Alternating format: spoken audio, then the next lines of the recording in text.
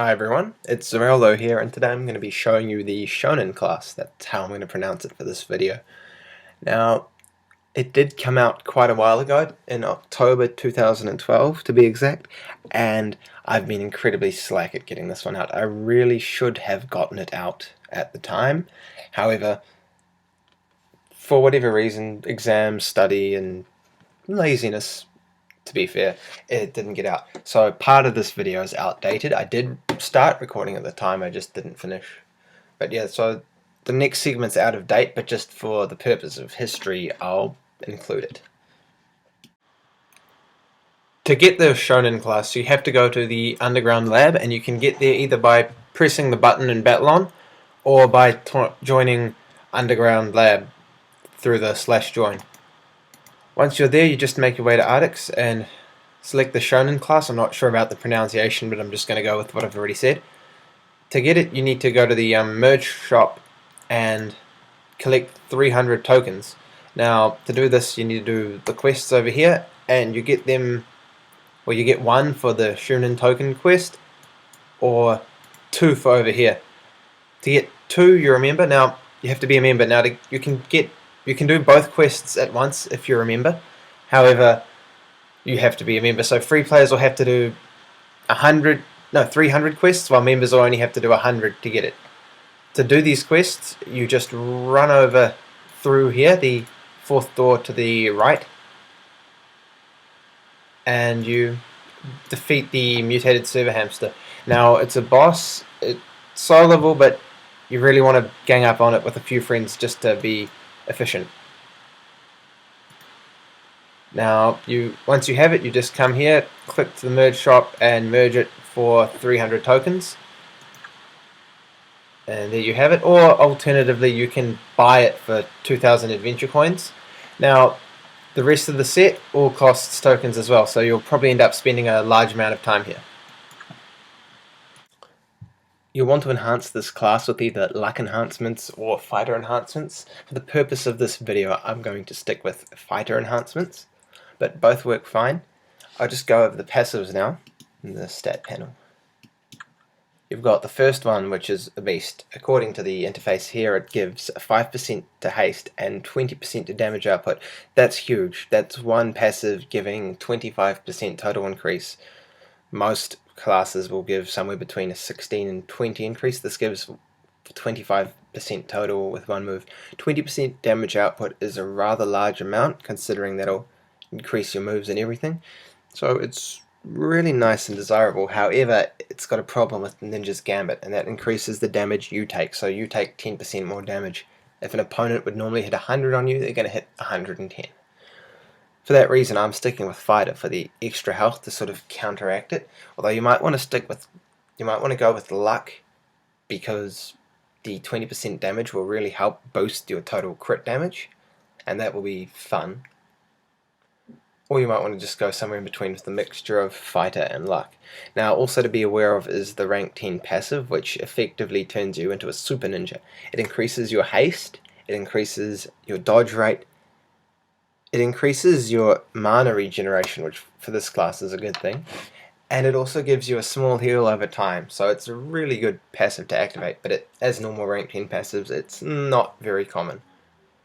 Just as a side note, you can now actually enhance anywhere by going to the game menu here and going to shops, going enhancements, and then selecting your enhancements. They open up the shops right here. I'm just going to this location as it's a bit prettier to film in. Just a couple of side notes about this class. It's the Chunin class. It's a higher rank of ninja than your traditional ninja. At the time of its creation, people wanted another warrior-based class and an area of effect class. So you had both of them combined into one concept. At the time, people were also tired of your stacking moves, so say using the first move over and over in order to increase its effect, and they were tired of moves that were used in conjunction with each other, so using the first move and then the second move added a bonus effect. So this is just a simple area of effect warrior-based class, with each move only has more than one effect, but it doesn't interact with the other moves. Each move is a move, and that's it. So I'll just get started with the actual moves. The first one, Tsunami Strike, is 10 mana and hits 2 targets. Now, I've just used an average weapon range, so you can see that it actually has a relatively powerful strike, which is what you need in an area of effect class. The first move also has the effect of slowing your opponents, so they hit you less often. This is also valued in an area of effect class, as the general weakness is if you're alone you can get overpowered quite quickly. The second move, Paralyzing Wind, is 20 mana and a 6-second cooldown, so twice as expensive and a bit longer to cooldown. It hits 3 targets instead of just 2, and this one reduces their chance of hitting. So basically, if you use the first move and second move together, this is just 2 separate effects that happen to coincide well. They're not going to be attacking you as often, and then when they do attack you, they're less likely to hit you. So in theory, you're taking a lot less damage. As you can see, it also does a nice amount of damage, and so using the 2 actually continuously damages all opponents quite nicely. The third move, Spinning Dragon, costs 30 mana, so far they've just been going up in increments of 10 mana. It's got a 6-second cooldown also, and it hits 2 enemies, dealing moderate damage. So just to demonstrate the damage again. Not a hugest amount, but still a fair amount. It also, you would have seen it there, it also makes their hits less powerful, giving them the chance to actually hit a 0 on you. So that's pretty cool.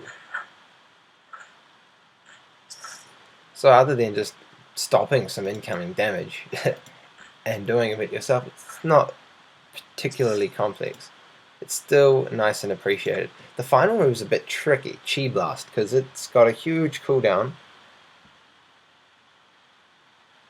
It does a large amount of damage. I'm just reading through this again because it's sort of complex, but not really. It's got a small chance to stun them, does a lot of damage, but it leaves you stunned for 4 seconds. So I'll just demonstrate here. No crits, but almost 1,000 for all, and now I can't actually do anything until, of course, it locks up. So you've got to be careful with how you use this move.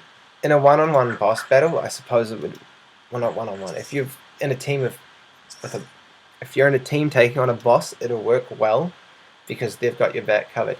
If you're doing area of effect, you're wanting to really use all these 3 moves, the first 3 moves, pretty quickly. That way, they're less likely to hit you, and the 4-second stun will hopefully result in not much damage. So for the 4th anniversary class, it wasn't completely overpowered. It wasn't like Vindicator of Day, which one-on-one is an amazing thing, and I might do a video on that one day. I'm postponing it though. I don't really want to do a Vindicator of Day video. If you can't use that to be powerful, it's a bit of a problem. But yeah, it's good for it's good for what it was made for. It is a really nice area of effect class, and there's a few of them now, and it's still a nice one. It's interesting, and it's just got some great raw damage output, but most importantly, it's quite simple. This might be good for Blood Rut Brawls. I'd consider using it there. The stun in a Blood Rut Brawl, however, may be the downfall. Though, if you've got a high dodge chance or your opponent's got a low hit chance, it could work. It's really up to you how you use it. I like it. It's AC, it's infinite storage. You can only get it from the class trainer now, but it's still there. This class is not rare currently when this video is made, but it will be going rare in the future. So if it interests you, be sure to pick it up before October 2013, because at that point it will leave the game and it will never come back. So that's all for now. What I will tell you is that I've got a list of videos I'm making. Blood Titan class will be coming out soon, and I will be making that video as soon as I have the class. Now, I refuse to buy Adventure Coin shortcuts. I earn them the right way, and I don't know how many Blood Titan tokens I'm going to need, but I'll just keep going it. Next on my list, that classes that are actually released, you guys have been demanding them for a while, so Paladin High Lord and Doom Knight Overlord now seems like a good time because of the Mirror Realm shop. So hopefully next weekend you'll be seeing at least one of those 2. I start uni again. I'm sorry I didn't get out as many videos as I would have liked, but you did get a few, which is more than I normally put out in 2 weeks. So I hope you enjoy, and I'll be seeing you all again soon. Until then, bye.